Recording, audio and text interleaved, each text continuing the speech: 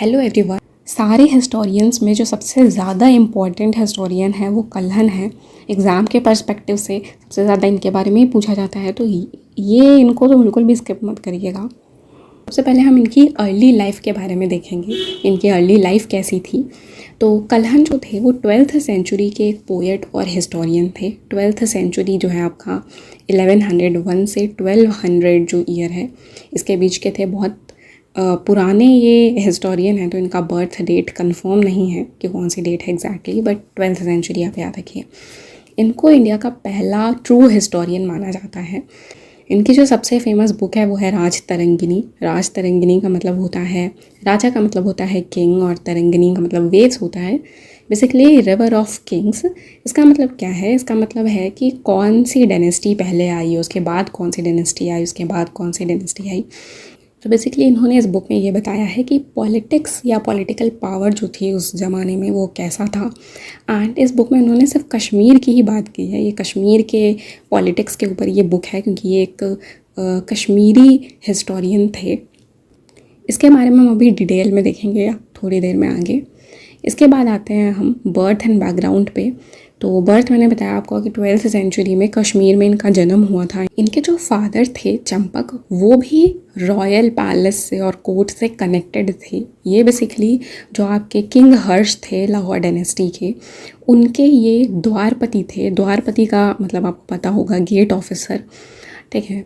तो royal court से इनका कनेक्शन था। देन ऑल्दो जो आपके कल्हन थे वो एक हिंदू ब्राह्मण थे, लेकिन इनके मन में बुद्धिज़्म के लिए काफ़ी ज़्यादा अफेक्शन था। नेक्स्ट आते हैं हम करियर एंड पोजीशन पे। कल्हन जो थे वो जय सिम्हा जो कश्मीर के रूलर थे उनके कोर्ट पोएट थे, ऐसा मानते हैं, लेकिन इसका कुछ भी ऐसा एविडेंस एज सच है नहीं। ये कंफर्म है कि क्योंकि इनके फादर जो थे वो थोड़ा सा रिलेटेड थे राजा से, कोर्ट से, तो इसलिए और ये एजुकेटेड ब्राह्मण फैमिली से बिलोंग भी करते थे, तो एलाइट सर्कल से काफ़ी कनेक्टेड थे। लेकिन एक्चुअली में ये कोर्ट पोएट थे उनके कि नहीं, ये थोड़ा सा कंफर्म नहीं है। लेकिन इनके फादर की वजह से जो मिनिस्टर्स और ऑफिशियल्स थे, इन सब चीज़ों से काफ़ी इनका कनेक्शन था, ठीक है। नेक्स्ट आते हैं हम एजुकेशन पे और नॉलेज पे। तो मैंने बताया आपको कि ये एक हिंदू ब्राह्मण फैमिली से बिलोंग करते थे, तो ऑलरेडी काफ़ी एजुकेटेड थे इनके फादर भी, और ये भी काफ़ी ज़्यादा एजुकेटेड थे। एंड इसके अलावा इनको रघुवंश और मेघदूत जो कि संस्कृत लिटरेचर है, क्लासिकल संस्कृत लिटरेचर है, उसकी इनको काफ़ी ज़्यादा नॉलेज थी। उसके अलावा जो विक्रमांक देवचरित ये बुक लिखी है, ये इसकी भी इनको काफ़ी ज़्यादा नॉलेज है एंड नॉलेज थी मतलब। एंड उसके अलावा महाभारत और ज्योतिष शास्त्र जिसको एस्ट्रोलॉजी बोलते हैं, उससे भी वो काफ़ी ज़्यादा फेमिलियर थे, उसकी भी इनको काफ़ी नॉलेज थी। तो मतलब काफ़ी इंटेलिजेंट और एक्सेलेंट एजुकेशन थी उस टाइम पे इनकी। तो ये देख लिया हमने इनकी अर्ली लाइफ के बारे में कि एजुकेशन क्या थी, कौन से ईयर में ये बॉर्न हुए। सबसे इम्पॉर्टेंट टॉपिक आता है कल्हन एज ए हिस्टोरियन। ये जो है ये टॉपिक सबसे इम्पॉर्टेंट है, ये एग्ज़ाम में ज़रूर पूछा जाता है, तो इस पर आते हैं हम। तो सबसे पहले हम देखेंगे पायोनियर ऑफ हिस्टोरियोग्राफी। इसका मतलब क्या है? हिस्टोरियोग्राफी का मतलब क्या होता है? हिस्टोरियोग्राफी का मतलब होता है हिस्ट्री लिखने का तरीका, मेथड, स्टाइल, तो इनका क्या हिस्ट्री लिखने का तरीका था वो हम देखेंगे ये वाली स्लाइड में। तो सबसे पहला ये जो थे ये बहुत ज़्यादा ट्रुथ पे फोकस करने वाले हिस्टोरियन थे। मैंने इसके पहले वाली वीडियो में आपको बताया कि बहुत सारे ऐसे हिस्टोरियन थे जो क्या करते थे कि राजा की तारीफ़ में ये बुक लिखते रहते थे, लेकिन ये ऐसे बिल्कुल नहीं थे। जो जैसा राजा होता था बिल्कुल वैसा ही लिखते थे, कुछ भी फालतू का प्रेज़ नहीं करते थे। इसके अलावा इन्होंने अपनी बुक में बहुत सारे, मतलब ये पता कैसे चलता है कि ये बहुत ट्रुथ लिखते थे, क्योंकि इन्होंने अपनी बुक में बहुत सारे राजाओं को वीक भी लिखा हुआ है और उसको पानी में के जो बुलबुले होते हैं, बबल्स, उससे कंपेयर किया है, ठीक है। जैसे कि ललितादित्य, जयप्रदा, अवंती वर्मन, ये जो सारे राजा थे इनको इन्होंने वीक किंग कंसिडर किया है। तो आप समझ सकते हैं कि कुछ भी ऐसा फालतू प्रेज़ करने में बिलीव नहीं करते थे, सच्चाई लिखते थे अपनी बुक में। तो नेक्स्ट आते हैं हम सोर्सेज यूज्ड पे कि इन्होंने राज तरंगिनी जो बुक है वो लिखी, तो कौन से सोर्सेज का यूज़ किया। सबसे पहला है studied 11 earlier chronicles of Kashmir, मतलब ये बुक लिखने से पहले इन्होंने 11 ओल्डर हिस्टोरिकल अकाउंट जो थे रिलेटेड टू कश्मीर किंग, जो पुराने कश्मीर के किंग थे उनसे रिलेटेड जितने भी रिकॉर्ड्स वगैरह थे, वैसे 11 रिकॉर्ड इन्होंने पहले अच्छे से पढ़ा समझा ताकि बुक में वो रियल चीज़ लिख पाएँ। ठीक है, इसके अलावा रॉयल रिकॉर्ड का मतलब क्या है कि ऑलरेडी मैंने बताया कि ये कोर्ट वगैरह से और किंग से काफ़ी कनेक्टेड थे अपने फादर की वजह से, तो इनको ऑफिशियल डॉक्यूमेंट्स वगैरह काफ़ी मिल जाता था, तो उन चीज़ों को इन्होंने पढ़ा। इसके अलावा इन्होंने लैंड ग्रांट भी पढ़े। लैंड ग्रांट क्या होता था, ऐसा ऑफिशियल डॉक्यूमेंट होता था जिसमें जो किंग हैं उनका नाम लिखा होता था और उन्होंने कितना डोनेशन ब्राह्मण को, टेम्पल को या मोनेस्ट्री को, ठीक है, या जो रिलीजियस इंस्टीट्यूशंस थे वो मतलब कितना इन्होंने डोनेशन दिया है वो सब लिखा होता था। एंड बेसिकली कॉपर प्लेट पे या स्टोन पे ऐसे करके सारी इन्फॉर्मेशन लिखी होती थी। ये इंपॉर्टेंट क्यों है, क्योंकि इसमें कौन से राजा ने दिया है उनका नाम, ईयर लिखा होता था, कौन सी डायनेस्टी के थे, तो इससे ये पता चल जाता था कि बेसिकली कौन से राजा के बाद कौन से राजा आए, मतलब एक क्रोनोलॉजिकल ऑर्डर पता चल जाता था। क्योंकि राज तरंगिनी बुक में जो कल्हन है इन्होंने अपने जन्म के पहले के राजाओं के बारे में भी लिखा है, तो वो सारी डिटेल्स जो है इन्हीं चीज़ों से पता चलती है। इसके बाद आता है इंस्क्रिप्शन मतलब मैंने बताया था आपको कि कुछ भी ऐसा हार्ड सरफेस, स्टोन या पिलर या कुछ भी टेम्पल वॉल, उस पर क्या करना, किसी भी नुकीली चीज़ से इनग्रेव करके उकेर के लिखना। तो ऐसा होता था पहले ज़माने में, तो बहुत सारे इन्होंने पिलर्स वगैरह को स्टडी किया, उसमें कोई राजा के बारे में या कुछ डोनेशन के बारे में या कुछ और एडमिनिस्ट्रेशन के बारे में इनको पता चला, तो वहाँ से इन्होंने इन्फॉर्मेशन ली। कॉइन्स वगैरह मैंने आपको बताया था, कॉइन्स में भी काफ़ी डिटेल होती है। जो राजा आते हैं वो अपनी फ़ोटो बनवा के, अपना ईयर वगैरह लिखवा के कॉइन्स को छपवाते हैं, तो उससे इन्फॉर्मेशन पता चल जाती है। ठीक है, इसके अलावा आते हैं ओरल ट्रेडिशन मतलब कि जो भी फोकलोर या स्टोरीज़ पहले से चलती आ रही हैं, तो जो भी इनके बड़े बूढ़े थे उनसे इनको पता चला कि क्या क्या स्टोरीज़ वगैरह थी या कौन से राजा रहे। ठीक है, नेक्स्ट आते हैं हम मेथड ऑफ राइटिंग पे। तो सबसे पहला इन्होंने पूरी कोशिश की, मैंने बताया इतने सारे सोर्सेज का इस्तेमाल किया सिर्फ इसलिए कि जो राइटिंग है इनकी, मतलब जो भी बुक है वो एकदम एक्यूरेट हो और कुछ भी उसमें बायसनेस ना हो, पार्शियलिटी ना हो, कुछ भी एग्जैजरेट करके बना चढ़ा के ना बताएं।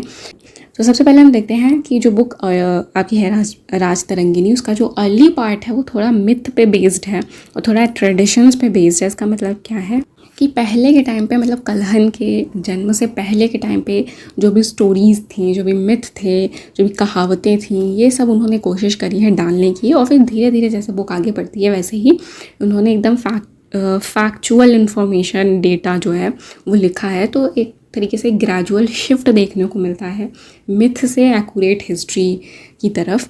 ठीक है, बेसिकली इस वजह से भी क्योंकि राज तरंगिनी जो बुक है उसमें स्टार्टिंग में इन्होंने अपने जन्म से पहले के राजाओं के बारे में लिखा है, तो उतनी इन्फॉर्मेशन इनको रियल नहीं मिल पाई। और जब इन्होंने बुक के बाद वाले पार्ट में, बुक का बाद वाला पार्ट बेसिकली जो इनके जन्म के टाइम का था, वहाँ पे इन्होंने एकदम जो चीज़ देखी वो लिखी है, तो एकदम रियल इन्फॉर्मेशन देखने को मिली है। तो नेक्स्ट आते हैं हम इनके फीचर्स ऑफ हिज राइटिंग, मतलब क्या फ़ीचर थे इनकी राइटिंग की वो हम देखते हैं। सबसे पहले है हिस्ट्री, लिटरेचर, माइथोलॉजी। ये तो हमने देखा ही, हिस्ट्री तो पता ही आपको कि इतने सारे कश्मीर के राजाओं के बारे में लिखा है, उसको हिस्ट्री बोलेंगे। लिटरेचर, ठीक है, पुरानी दूसरी चीज़ों से, पिलर्स वगैरह से इन्फॉर्मेशन लेके लिखा है उन्होंने, लिटरेचर में आएगा। नेक्स्ट है माइथोलॉजी, वो भी बताया मैंने आपको कि जो भी के बड़े बूढ़े थे उनसे स्टोरीज़ जो भी पता चलती थी वो लिखते थे, तो वो माइथोलॉजी में कहीं ना कहीं काफ़ी सारी स्टोरी थी जो सच नहीं थी, बस माइथोलॉजिकल स्टोरीज़ थी, तो वो आता है। नेक्स्ट आता है strong analytical thinking, which is that इन्होंने कुछ भी इन्फॉर्मेशन को ब्लाइंडली नहीं एक्सेप्ट किया है। ठीक है, कि बस एक जगह से पता चला और वही लिख दिया, नहीं, इन्होंने इन्फॉर्मेशन को कोशिश किया है कि कई जगहों से वेरीफाई करके, ठीक है, इसके अलावा जो अनरिलायबल स्टोरीज़ थी उनको रिजेक्ट किया है, जो पता था कि ये तो बिल्कुल ही फेक है, उसको इन्होंने नहीं लिखा है। इसके अलावा आता है आपका cause and effect relationship, which is का मतलब क्या है कि इन्होंने सिर्फ यही नहीं बताया कि ये इवेंट हुए, मतलब बस ऐसे ही सिंपल डिस्क्रिप्शन नहीं, इन्होंने पूरा एक्सप्लेन किया है कि कौन सा राजा उसका राइज़ हुआ, क्यों हुआ, कोई रूलर हार गया, ठीक है, तो वो क्यों हारा, ठीक है, अगर करप्शन था तो क्यों करप्शन था, पूरा एक तरीके से कॉज एंड इफेक्ट बताया है। नेक्स्ट आता है मोरल लेसन फ्रॉम हिस्ट्री। ऊपर वाले पॉइंट से काफ़ी रिलेटेड है कि कैसे जो गुड रूलर्स थे वो सक्सीड हुए, जो बैड रूलर्स थे उनका डाउनफॉल हुआ, ठीक है। तो एक तरीके से इन्होंने हिस्ट्री में मोरल लेसन्स भी दिए हैं, तो ये इनकी राइटिंग के फीचर्स हैं। उसके बाद आता है आपका सिग्निफिकेंस ऑफ राज तरंगिनी। इसके बारे में हम डिटेल में देखते हैं अभी। राज तरंगिनी का मतलब मैंने पहली वाली स्लाइड में आपको एक्सप्लेन कर दिया था, फिर से देख लीजिए। राज मतलब होता है किंग एंड तरंगिनी मतलब होता है वेव्स, मतलब कि एक तरीके से कि क्रोनोलॉजी ऑफ कि कश्मीर में कौन से पहले राजा हैं, उसके बाद कौन से राजा है, तो जो आपकी क्रोनोलॉजी थी, तो ये इसका मतलब है, टाइटल का मतलब ये है।